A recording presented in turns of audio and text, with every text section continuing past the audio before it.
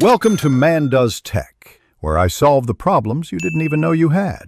You start by powering the Solo 4 off and removing any cases or cables. This prevents shorting and false diagnostics. Once done, inspect hinges, ear cups, headband, and ports under good light to spot cracks, loose screws, or debris. Make sure to have a small Phillips or Torx T5, a thin spudger, a magnifier, and a 0.5 lint-free cloth.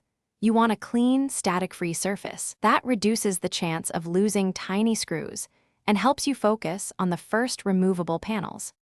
Next, remove the ear pad with gentle, even pressure and locate screws behind it. Unscrew them and lift the shell.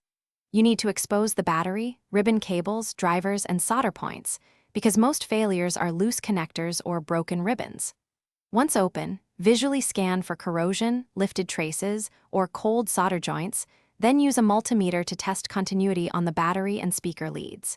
If a ribbon cable is torn, make sure to mark orientation before attempting replacement. Finally, perform the actual repair.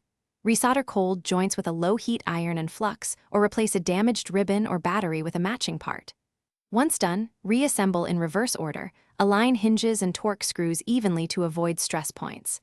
Then power on and run a full test. Audio at various volumes, mic function, buttons, and a full battery cycle. If you still have issues, try swapping in a known good driver or cable. If noise persists, suspect PCB damage, and consider professional repair. Thanks for watching. If you found this helpful, don't forget to like and subscribe.